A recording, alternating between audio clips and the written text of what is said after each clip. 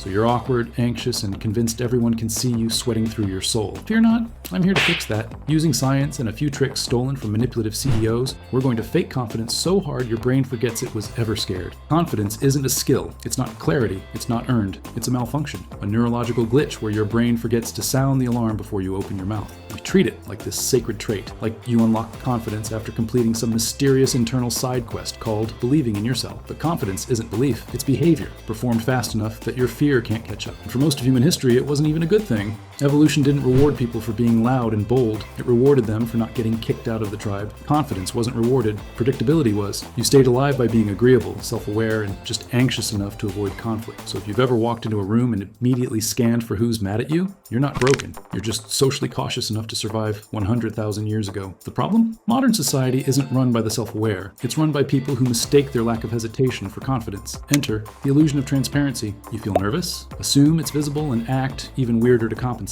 But research shows most people can't tell how you're feeling and don't care. They're too busy wondering if they sounded weird when they said thank you. Pair that with the spotlight effect, the belief that everyone's watching you when no one actually is, and boom, you're stuck in an anxiety loop powered by imaginary critics. Meanwhile, the people who seem naturally confident, they just don't overthink their overthinking. Their threat response is on mute. They're not better. They're just quieter inside. Confidence isn't clarity. It's noise reduction. And the louder your internal critic gets, the more your confidence starts to sound like a lie, even if you're saying all the right things. Confidence isn't about believing in yourself. It's about controlling what leaks out. You don't need to be sure. You just need to look unbothered while internally debating whether you're about to crush it or die on the spot. This isn't fraud. It's neuroscience.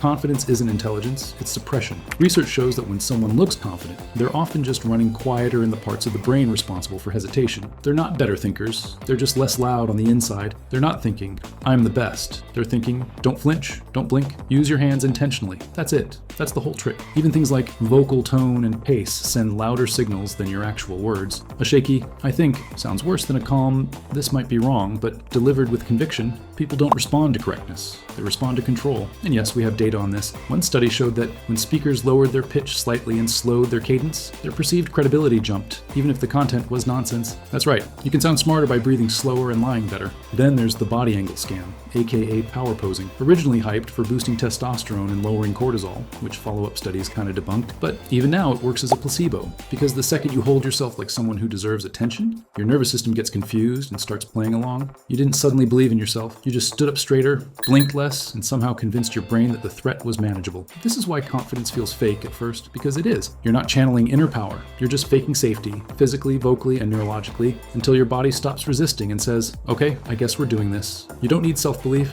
you need less visible panic. Now here's the kicker. If you've ever thought, I don't belong here, you probably do. That's imposter syndrome in action, a psychological condition where competent, high-achieving people constantly feel like frauds, not because they're underqualified, but because they're self-aware. Meanwhile, the actual frauds, they don't feel like imposters at all, because self-doubt requires reflection, and that's not exactly a scammer's strong suit. And if you think your self-doubt means you're unqualified, think again. A Cornell study showed that men with lower ability consistently rated themselves more competent than women who were objectively higher performing, meaning the people questioning their competence often outperform the ones who never ask. But because you're doubting yourself, you assume confidence is something other people have naturally. It's not. It's just people like Chad weaponizing their inability to feel shame. And when that fake confidence is delivered smoothly, that's charisma. Charisma is what happens when confidence learns choreography. It's not just presence, it's timing, tone, eye contact, rhythm. It's knowing when to pause, when to gesture, when to say something just slightly weird to break the script. It's like jazz, but for social dominance. And it's manipulative in a good way. You don't have to be right. You just have to make people feel like you are. This is why some people can confidently walk into a room and hold attention like they own the lease, even if they're saying absolutely nothing. Their voice is stable, their posture is open, their face doesn't leak panic, and everyone else just assumes that means they know something you don't. Charisma isn't magic. It's just confidence plus emotional regulation plus basic theater. You don't need to be better. You just need to learn to stop broadcasting your fear in 4K.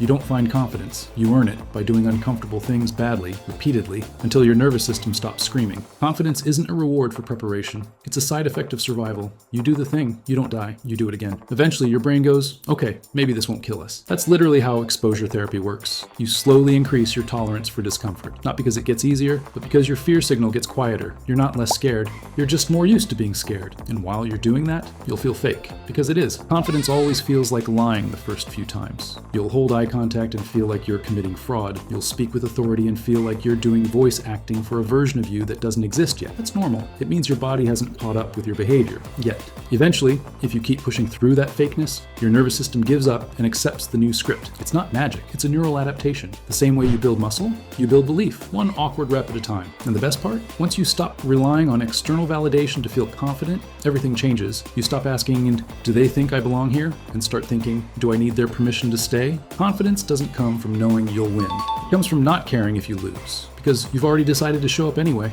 You're not waiting for some magical shift to make you ready. You're not finding some buried internal treasure called self-belief. You're pretending on purpose until it stops feeling like pretending.